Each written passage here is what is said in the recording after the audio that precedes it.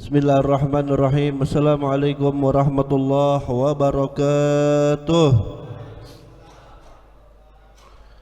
Bismillah walhamdulillah wassalatu wassalamu ala rasulillah Sayyidina Muhammad ibn Abdullah wa ala alihi wa sahbihi wa mawala la hawla wa la quwwata illa billah. Allahumma salli ala Sayyidina Muhammad salatan taghfiru biha dhunub wa tuslihu bihal qulub wa tantaliqu bihal usub wa talinu bihas su'ub wa ala alihi wa sahbihi wa man ilaihi mansub. Amma ba'd, segala para alim ulama, para asatid, wabil khusus guru kita Sayyidul Habib Muhammad Rizq bin Muslim Syahab, mudah-mudahan beliau beserta keluarga dalam lindungan Allah Subhanahu wa taala. Ustaz Adi, Ustaz Alwi, Ustaz Irfan, Ustaz Rasid, Ustaz Husain semuanya, dan kepada segenap jamaah Majlis Ta'lim Al-Islah yang mudah-mudahan perkumpulan kita ini menjadi penyebab turunnya rahmat dan barakah dari Allah Subhanahu wa taala. Amin ya rabbal alamin. Baik ya ikhwan, pada kesempatan ini kita meneruskan sedikit dari kitab Tajul Arus lil Imam Ibnu Athaillah radhiyallahu taala anhu. Nah, Bismillahirrahmanirrahim. Di sini beliau memberikan nasihat kepada kita, ma faidatul ilmi illal amal bihi misaluhu kamalikin kataba ila naibihi bisikri kitaban fama faidatul kitabi an yaqra'ahu faqad innama faidatuhu al-amal bima fihi. Luar biasa, Imam Ibnu Athaillah mengatakan kepada kita, apa sih faedahnya ilmu? Tidak ada faedahnya. Tidak ada faedahnya, manfaatnya ilmu kecuali diamalkan, ya kan? Ilmu tanpa diamalkan, orang punya ilmu tapi tidak diamalkan, itu seperti raja yang menulis surat, yang menulis surat atau yang menulis kitab, yang dimana surat tersebut isinya perintah buat ajudannya untuk dijalankan perintah tersebut, tetapi sama ajudannya dibaca doang, kagak dijalanin. Tentu rajanya marah. Tentu rajanya yaitu perintahnya nggak dijalanin sama ajudan, padahal itu isinya perintah, tapi cuma dibaca doang, ya. Nah begitulah kita, kata Imam Ibnu Athaillah, kita punya ilmu tapi kita nggak amalin, ya. Buat apa? Kagak ada manfaatnya. Karena innama faidatuhul al-amalu bima fihi. Karena sesungguhnya hanya saja yang disebut faedah, yang disebut ilmu yang berfaedah itu dengan amal, ya ikhwan, ya.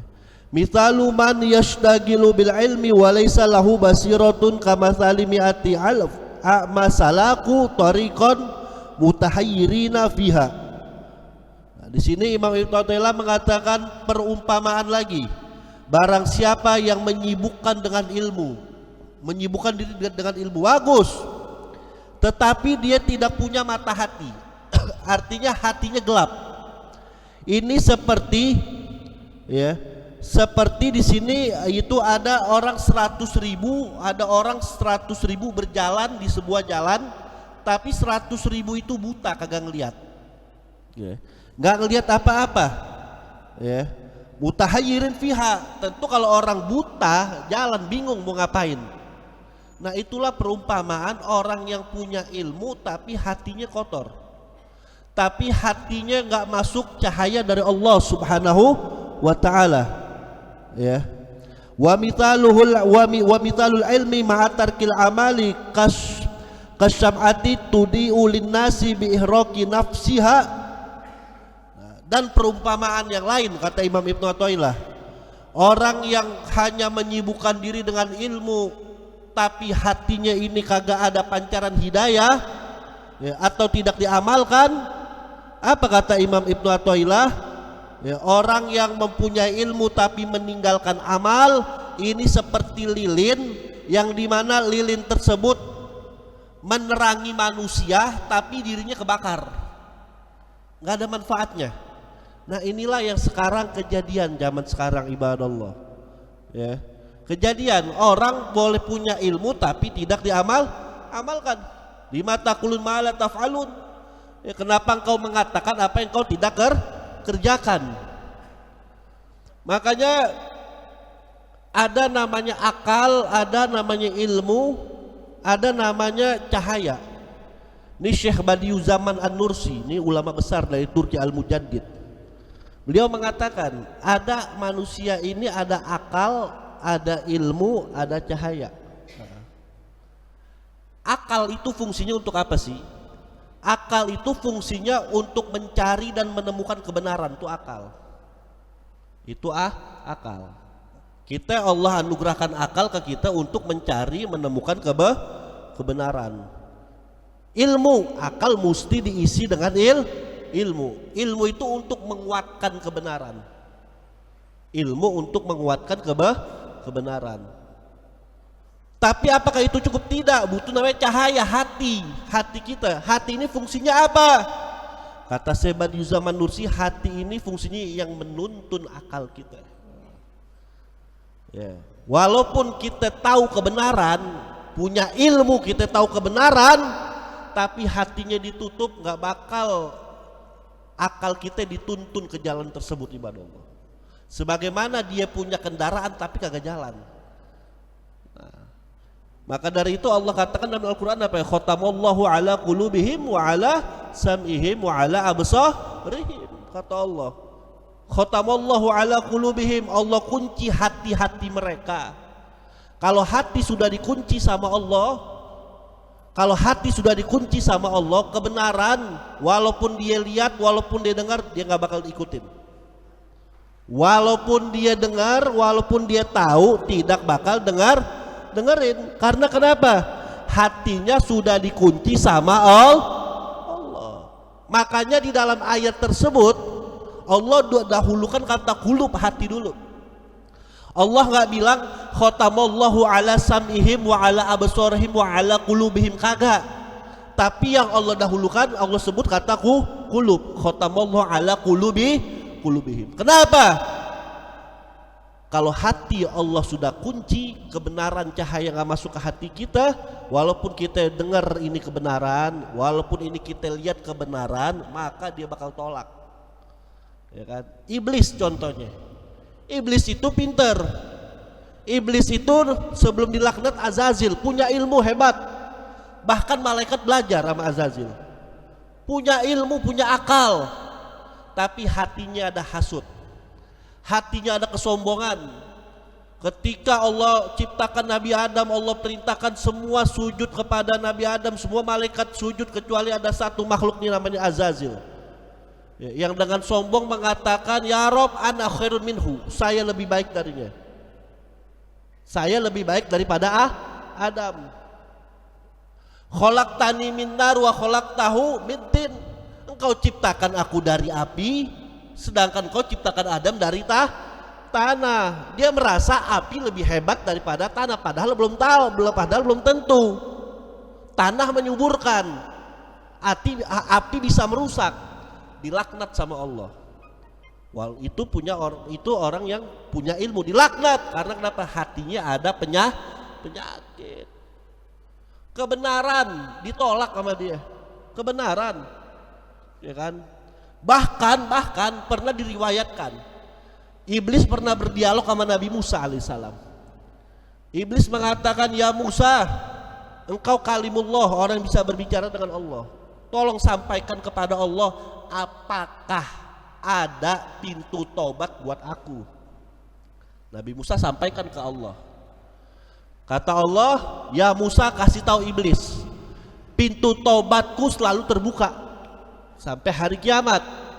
Kalau Iblis ingin aku terima taubatnya, syaratnya dia ziarah ke makam Nabi Adam dan sujud di kuburannya. Ketika itu Nabi Musa sampaikan, kalau mau dimaafkan sama Allah, ziarah ke makam Nabi Adam dan minta maaf, sujud yaitu di kuburan Nabi Adam. Apa kata iblis? Wah kalau itu saya nggak mau, biarin dah gue dilaknat dah. Nah sekarang udah banyak nih pengikut iblis, betul atau tidak? Betul atau tidak? Pengikut iblis. Makanya nggak heran tadi Ustaz Irfan bilang, ya kan? Nggak heran. Ulama aja semua disalahin. Lo kan si Imat ngomong begitu. Andai kata semua ulama mensohikan nasab Ba'alawi, saya nggak percaya. Insya Allah. Ini Bahlul Murakkab, ya kan? Ulama semua disalahin, ya kan? Jadi gak heran model-model kayak iblis sudah ada.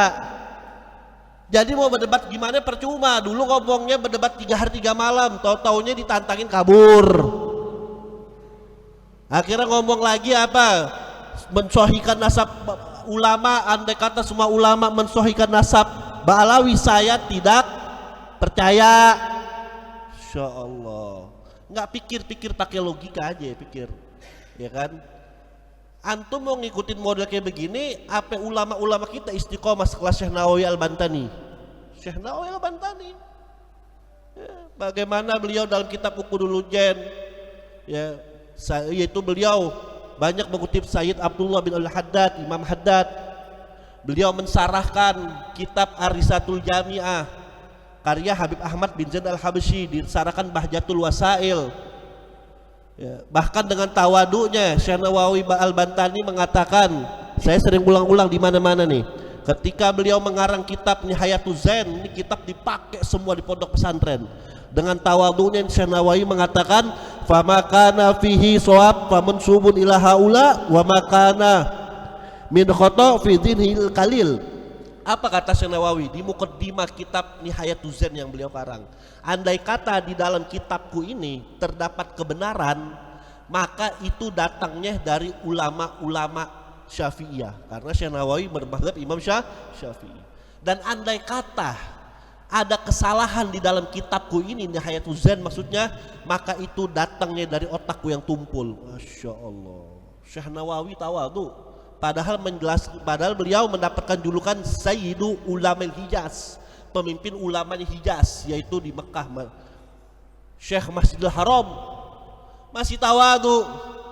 Lah ini yang kagak jelas ngomong kayak begini, menyalahin ulama. Ini yang kayak begini sakit atau tidak nih? Sakit atau tidak? Ya orang sakit tinggalin aja. Orang gila kita ikutin, ya tambah gila kita. Insya Allah, itu hati-hati. Ya makanya itulah bahayanya Imam Ibnu Athaillah mengatakan orang ilmu bagus tapi tanpa bimbingan hati, maka itu nggak ada manfaatnya, ibadallah. Nggak ada manfaatnya tanpa bimbingan hati, ya, karena ini hati luar biasa, ya hati inilah, ya hati inilah yang akan membimbing kita. Dan Syekh Badiuzzzaman Nursi mengatakan, orang punya akal, punya ilmu, tapi hatinya kotor, tertutup, ini akan menghasilkan apa? Materialisme. Tahu materialisme? Mengukur sesuatu bukan lagi hak batil, tapi mengukur segala sesuatu dengan dunia, ibadallah. Mengukur sesuatu dengan dunia, dengan hawa nafsu. Dengan hawa nafsu. Sebaliknya, orang yang hatinya bersih tapi tanpa ilmu juga bahaya, taklid buta. Jadi mesti seimbang kita. Akal kita gunakan, isi dengan ilmu, dekatkan diri kita kepada Allah agar hati kita dibimbing oleh Allah Subhanahu wa ta'ala. Nah sekarang kita lihat, yang dicari bukan yaitu kebenaran. Ya susah ngomong sama orang hasud, ya susah ngomong sama orang yang pakai hawa nafsu. Ulama aja disalahin. Innalillahi rajiun. Ulama aja berani disalahin. Makanya betul Ustaz Irfan tadi ngomong, ngakunya pasukan Wali Songo. Saya mau tanya, Wali Songo, Wali Tis'a, Wali 9 itu ibadallah yang kita kenal, itu Wali Songo itu berdakwah dengan merangkul, betul atau tidak? Tuh Wali Songo berdakwah dengan merangkul. Ini ngaku PWI pasukan Wali Songo, tapi kerjaannya menghalangi orang dakwah, pengen memukul. Insya Allah. Itu bukan ajaran Wali Songo. Wali Songo itu merangkul, Wali Songo itu sejuk, Wali Songo itu berdakwah, ngajak orang masuk Islam. Ini sekarang sama saudaranya sendiri ingin saudaranya ingin berdakwah, ingin dihalangin. Ini yang kayak begini, ini kira-kira ikutin Wali Songo apa walang sangit? Walang sangit. Nah itu. Ya makanya hati-hati nih, ini fitnah akhir zaman ya ikhwan. Ya makanya fitnah akhir zaman ya kita jaga dah. Kita jaga akidah kita. Ya kita jaga, makanya di sini kita himbau. Ya kita teriak persatuan, persatuan, pemerintah mau bersatu. Ya kita pengen bersatu, tapi bagaimana kita mau bersatu? Hak sama batil nggak bisa disatukan, betul atau tidak? Anda nggak percaya habaib, itu urusan Anda, silakan. Anda nggak percaya itu urusan Habib, itu silakan, tapi jaga persatuan umat. Ada orang nggak percaya Ba'alwi bukan Habaib, itu terserah. Insya Allah para Ba'alwi kagak ngotot mau diakuin. Ente nggak suka Habaib, ente bilang Habib Ba'alawi bukan keturunan Rasul, silakan. Kita lihat aja nanti di akhirat siapa yang diakui oleh Rasulullah SAW. Nggak usah ribut, betul atau tidak? Nggak usah ribut ya ikhwan. Ya, pakai narasi-narasi yang luar biasa. Dibilang katanya antek Belanda, dibilang didatangin Belanda. Ini kekonyolan. Sebelum saya tutup, mereka kan sering bilang katanya dibawa sama Belanda, antek Belanda. Mereka yang ngomong gitu, justru mereka kayak Belanda, kayak penjajah Belanda. Karena kenapa? Dulu yang memisah-misahkan antara yang menyebutkan golongan, ada golongan pribumi, golongan Arab, ini itu Belanda tuh dulu tuh, ya kan, untuk memisahkan supaya mau diadu domba, ya kan, ada kelompok pribumi, golongan Arab, golongan Timur Asing, itu Belanda, ibadallah. Itu politiknya senuk, harganya ingin memisahkan, ya kan. Pikir pakai logika. Andai kata maaf, ya, itu para habaib didatengin sama Belanda, andai kata mana mungkin di situ ada kiai yang belajar sama habaib, habaib belajar sama kiai, betul atau tidak? Lihat ibadallah, gak usah jauh-jauh. Di Betawi ada Habib Ali bin Husain Al-Attas, Habib Ali Bungur Ulaiti, kelahiran Hadramut, datang kemari. Siapa Habib Ali Bungur? Gurunya para kiai. Siapa di antaranya yang belajar? Mu'alim Safi Hadami. Siapa yang kenal Mu'alim Safi Hadami? Ibadallah. Siapa lagi? Kiai Haji Idham Khalid, mantan ketua PBNU ya kalau salah. Kiai Haji Idham Khalid mengakui yaitu Habib Ali Bungur. Andai kata Habib Ali Bungur antek Belanda, didatang Belanda mau belajar apa kagak? Kagak. Begitu juga para habaib, banyak yang belajar kepada para kiai. Habib Salim Jindan belajar sama Syekhuna Khalil Bangkalan, ibadallah. Itu nggak ribut, mereka saling menghargai. Nggak tahu nih cicunguk dari mana, dari planet Namek. Tahu nggak itu planet Namek? Dulu pernah nonton Dragon Ball nggak? Kan ada Piccolo tuh. Tuh planet Namek tuh. Datang memecah belah, betul atau tidak? Jadi jangan-jangan dia kali yang didatengin sama Belanda. Masya Allah. Ya, andai ya itu dulu ya pakai narasi begitu tuh, pribumi, Timur Asing, itu Belanda tuh politik senuk, ibadallah. Itu politik senuk, ya kan? Para kiai, para habaib berbaur, menikah, saling menikahi. Alhamdulillah. Saya kutip. Ini sejarah biar tahu ya. Bagaimana itu pada tanggal 4 Oktober tahun 1934. Ya, 4 Oktober 1934. Ya, bagaimana yaitu ya di sini dikatakan ya PAI ya, Partai Arab Indonesia ya. Itu pada tahun 1934 itu mendeklarasikan ya, pemuda keturunan Arab pada 4 Oktober 1934 itu mendeklarasikan sumpah pemuda setia keturunan Arab. Satu, isinya apa? Tanah air peranakan Arab adalah Indonesia. Dua, peranakan Arab harus meninggalkan kehidupan menyendiri, ya, berbaur dengan bangsa Indonesia lainnya. Sebab kenapa? Dulu memang Belanda ngotak-ngotakin begitu tuh. Oh, ini ada kampung Arab. Nah, itu memang kerjaan Belanda begitu tuh, ya kan? Tiga, isinya apa?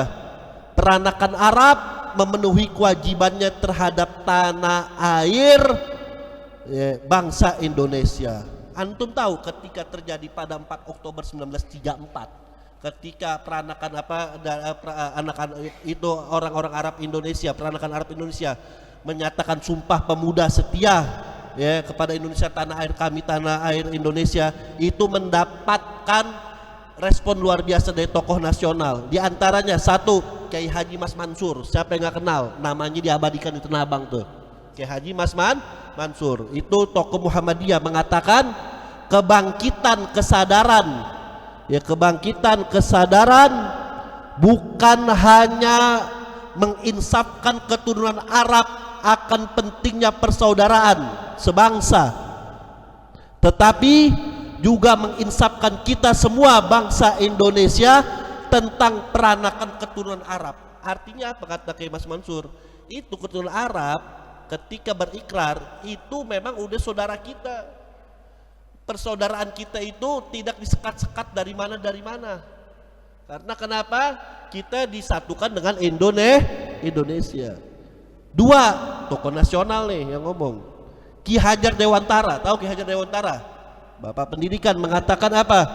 Kesadaran Sumpah Pemuda keturunan Arab tidak hanya penting bagi saudara kita yang keturunan Arab, namun penting pula untuk kita semua yang bercita-cita untuk kesatuan bangsa. Tuh Ki Hajar Dewantara mengomentari ketika Sumpah Pemuda keturunan Arab disambut baik, yaitu suatu momen untuk persaudaraan kita. Gak sampai di situ, ibadah Allah. Muhammad Hatta, Bung Hatta, wakil presiden pertama Indonesia, mengatakan apa? Ya, beliau mengatakan bahwasanya Sumpah Pemuda Indonesia keturunan Arab, ya, yang berisikan tanah air peranakan Arab adalah Indonesia, dan karenanya mereka harus meninggalkan kehidupan menyendiri. Ini menunjukkan mereka keturunan Arab memenuhi kewajibannya terhadap tanah air dan bangsa Indonesia. Itu Bung Hatta. Bahkan Bung Karno pun juga yaitu mengatakan bahwanya apa? Ya, kata Bung Karno, keturunan Arab itu ketika ditanya, ketika Indonesia merdeka, semua Bung Karno mengucapkan terima kasih yang terlibat. Dari etnis ini mengucapkan terima kasih, dari etnis ini Bung Karno mengucapkan terima kasih. Akhirnya ditanya, kenapa kok dari etnis Arab kok kau nggak ucapkan terima kasih? Bung Karno tanya gitu, kenapa dari etnis Arab kau tidak ucapkan terima kasih? Karena banyak pejuang dari yaitu orang Arab. Apa jawaban Bung Karno? Etnis Arab, orang Arab nggak perlu terima kasih karena dia sudah bagian dari Indonesia. Takbir. Itu udah kewajibannya. Masya Allah. Cecunguk planet Namek bawa misi Belanda pengen pecah belah, betul atau tidak? Makanya hati-hati di sini pemerintah kita ingat, kita ingin bersatu tapi mana mungkin bisa bersatu antara hak dan batil. Setiap hari mecah belah umat. Udahan lagi kata-katanya luar biasa, direkam tuh, lihat jejaknya bagaimana. Si Fuad Pleret dengan mengatakan saya sweeping Arab Yaman, betul atau tidak? Itu udah dilaporkan, ada. Udah kami laporkan, kita lihat aja tunggu apa enggak bagaimana ibadah Allah. Yang lucunya yang terakhir, tahu Abbas yang kata Panglima PWI, begal nasab Habib, ngakunya dirinya Sayyid. Innalillahi wa inna ilaihi. Nah itu aja. Ya mudah-mudahan insyaallah Allah berikan kita persatuan. Allah terangkan akal kita, hati kita untuk tetap di bawah bimbingan Allah Subhanahu wa taala. Tetap kita istiqomah dengan guru-guru kita, enggak usah dengarkan mereka. Itu saja, mudah-mudahan Allahumma aril haqqa haqqa warzuqna tinabah wa aril batilal batil warzuqna tinabah.